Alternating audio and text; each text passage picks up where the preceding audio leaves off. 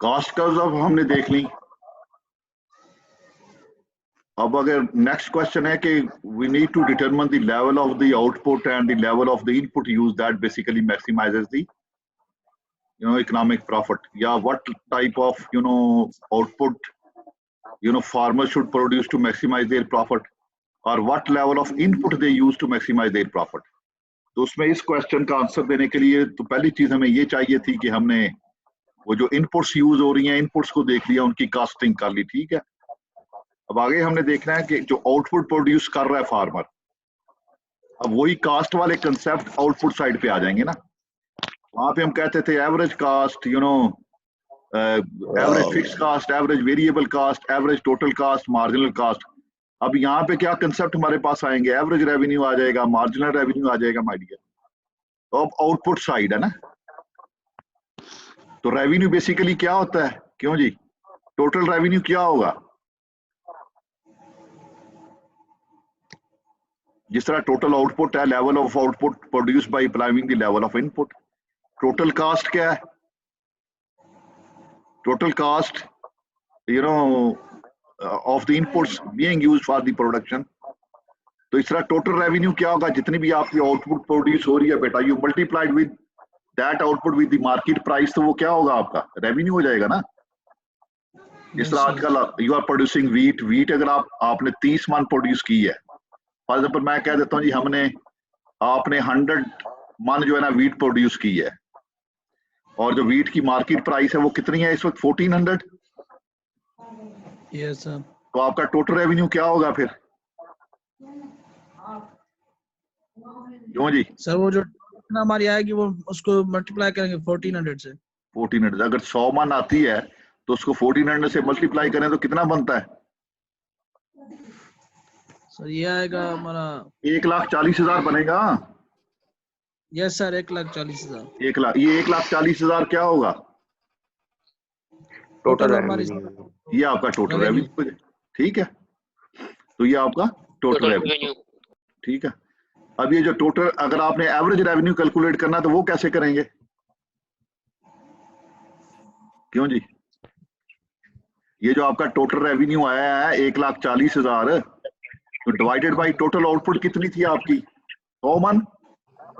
Yes sir. तो ये आपका एवरेज रेवेन्यू आ जाएगा। टोटल रेवेन्यू को आप आउटपुट पे टोटल पे डिवाइड कर दें, आपका एवरेज रेवेन्यू आ जाएगा। बात क्लियर होगी। Yes sir. तो मार्जिनल रेवेन्यू क्या होगा, क्यों जी,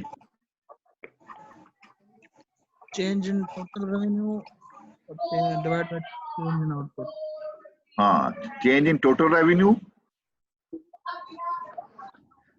divided by change in total output. तो ये आपका मार्जिनल रेवेन्यू। ये आगे ये भी एक टेबल आता है, उस पर हम आपको अभी, अब मैं आप ये देखें, ये टेबल 6.4 नजर आ रहा है। Yes sir. तो ये जो टोटल आउटपुट है ये हमने पिछले से ली है, कास्ट वाले टेबल से, वो जो पहला कॉलम है वहीं से है। तो बिकॉज हम जो है ये मार्केट प्राइस से सेकंड कॉलम देख रहे हैं। Yes sir. प्राइस का 45 ये सेम है, वाई, क्यों जी,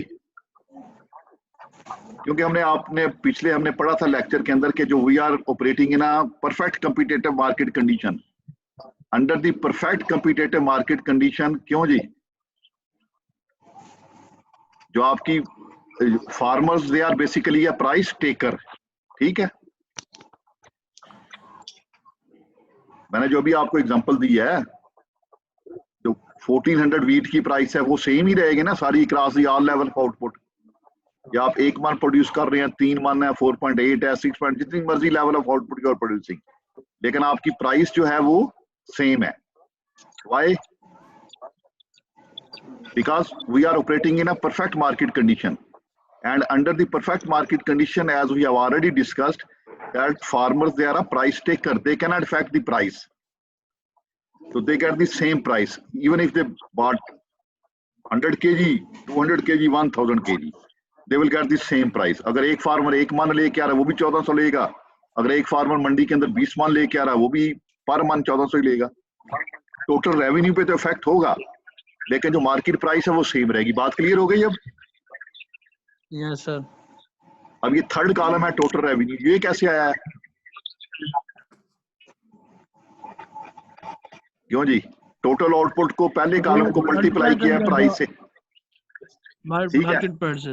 हाँ जी, यस सर। 45 को 1 से मल्टीप्लाई किया तो 45, 45 को 3 से मल्टीप्लाई किया तो 135। ये क्लियर हो गया ये कॉलम कैसे लेना है आपने? Yes sir.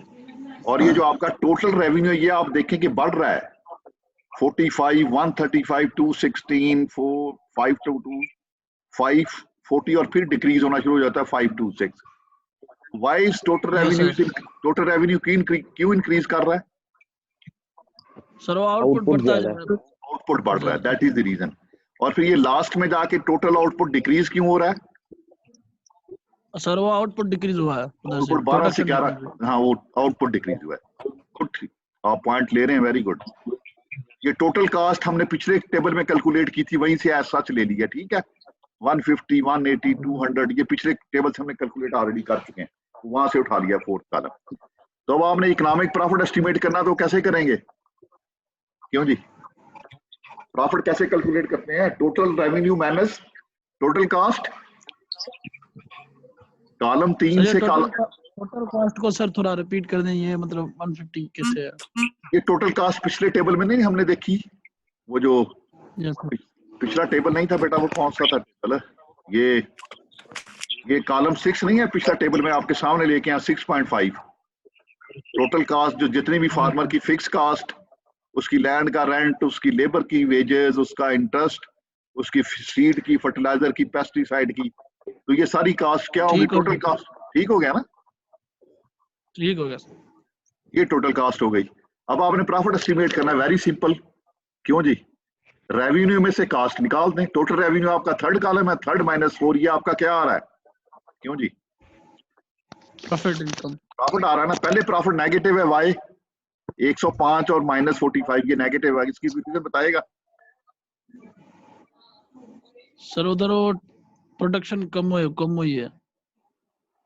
हाँ, आपकी प्रोडक्शन कम है इसलिए आपका रेवेन्यू कम है, ठीक है, लेकिन कास्ट आपकी बढ़ रही है, क्योंकि टोटल कास्ट के अंदर बेटा सारी फिक्स कास्ट भी आ जाती है ना सर, इसलिए आपकी कास्ट ज्यादा है, तो इस वजह से आपका रेवेन्यू नेगेटिव के अंदर है। लेकिन 45 के बाद फिर 16, 82, 134, 172, 186, इसके बाद फिर डिक्रीज होना शुरू हो जाता है, ठीक है? Yes sir. प्रॉफिट। तो अब आप मुझे बताएं कि जो है इकोनॉमिक प्रॉफिट मैक्सिमम किस पे है? सर ये जी पे 186, ठीक है? तो फिर अब आपको कितनी, फार्मर को कितनी आउटपुट प्रोड्यूस करनी चाहिए to maximize his total maximum output? कितनी प्रोड्यूस करनी चाहिए? सर ये 10.8 यूनिट्स, ठीक है? एट 10.8 यूनिट्स फार्मर का जो है ना, वो क्या उसे कह सकते हैं आप, जो इकोनॉमिक प्रॉफिट है वो मैक्सिमम है। Yes sir.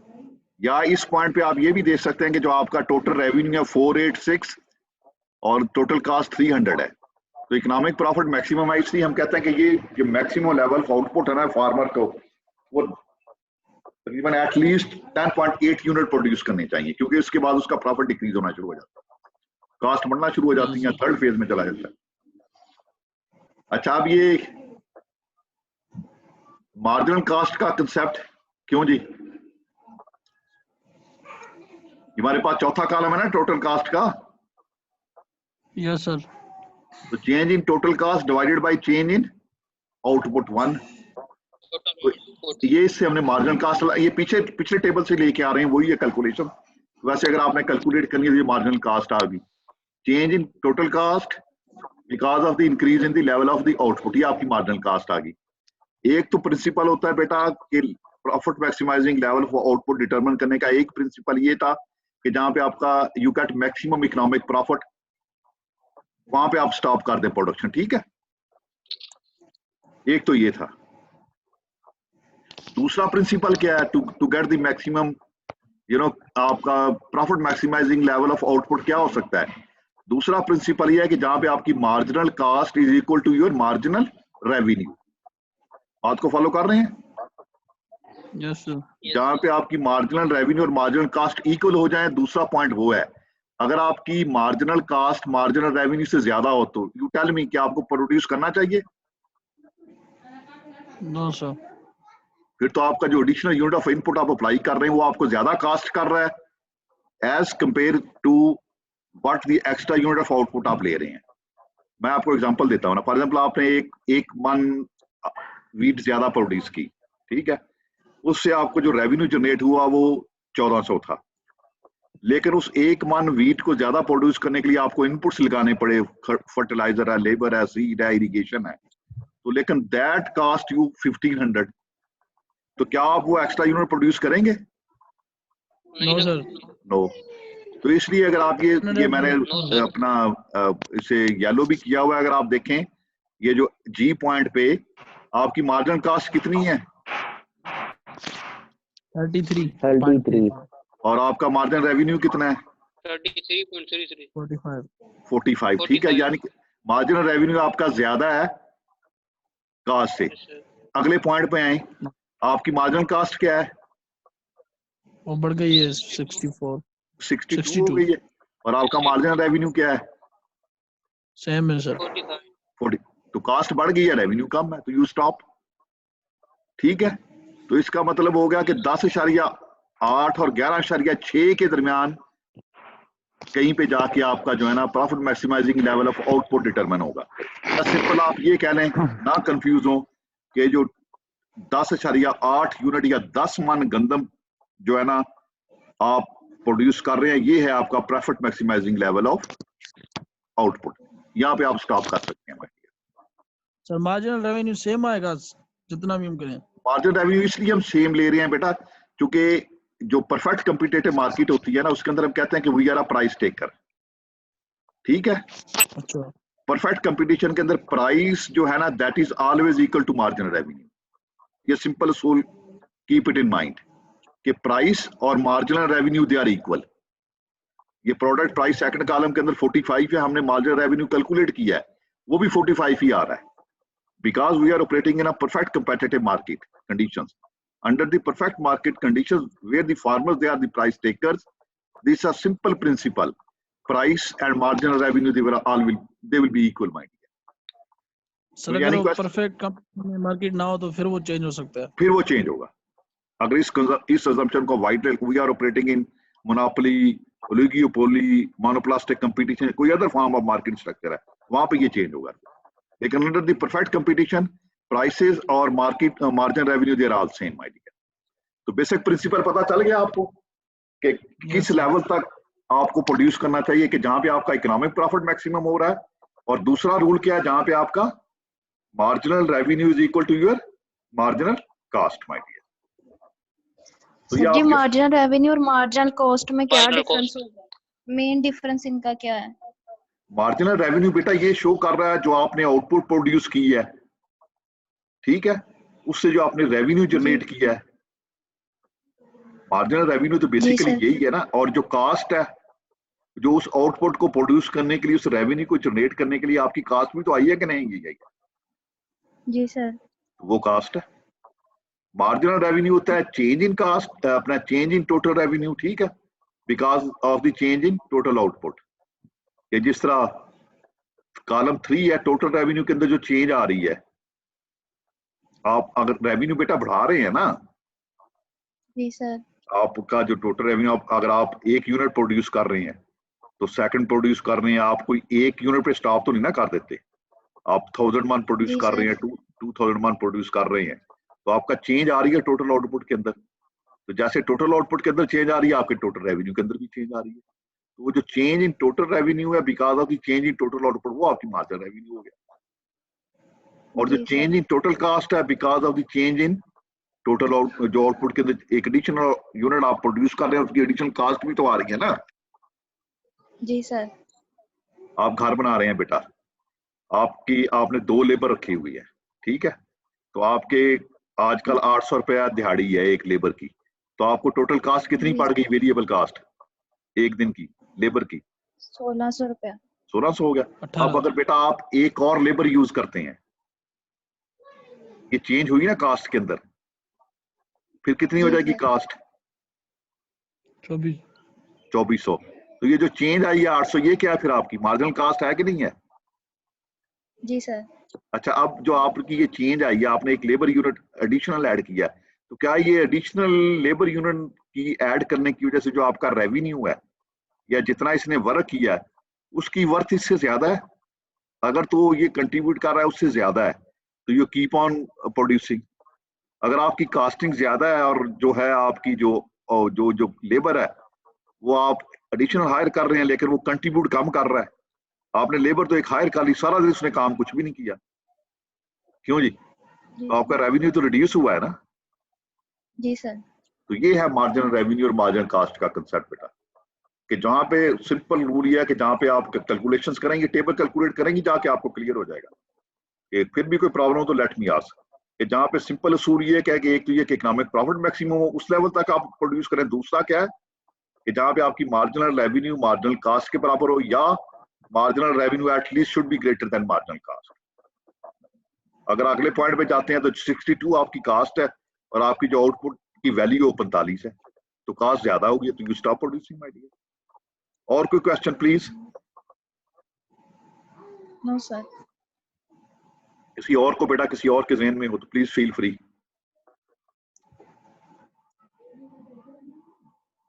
ये अब वही कंसेप्ट हमारी है, वही ग्राफ्स हैं जैसा वो एवरेज कास्ट के थे। ये मार्जिनल कास्ट पहले, ये कास्ट कर्व्स हैं, और ये जो मार्जिनल रेवेन्यू है ये स्टेट है, फिक्स है, क्योंकि गिवन है प्राइस सेम है, वो चेंज नहीं हो रहा माय डियर।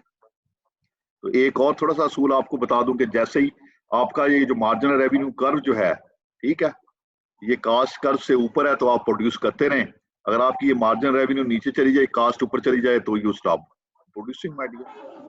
यहाँ पे आपकी मार्जिनल रेवेन्यू जो है वो ये देखना सेकंड फेज जो है, ये जो सेकंड फेज नजर आ रही है जिसमें ये कर रहा हूँ अपनी ये क्या आपसे कह सकते हैं, कहाँ पे मार्जिनल कास्ट?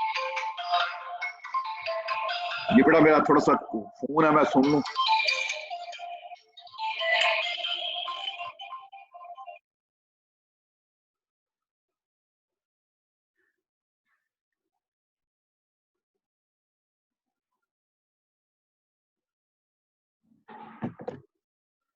तो बहरहाल ये कंसेप्ट थे, इनमें ये बेसिक कंसेप्ट हैं, इनको याद रखें। बाकी आगे मैं डिफिकल्ट चीजें वो नहीं, ये मैं टच कर रहा।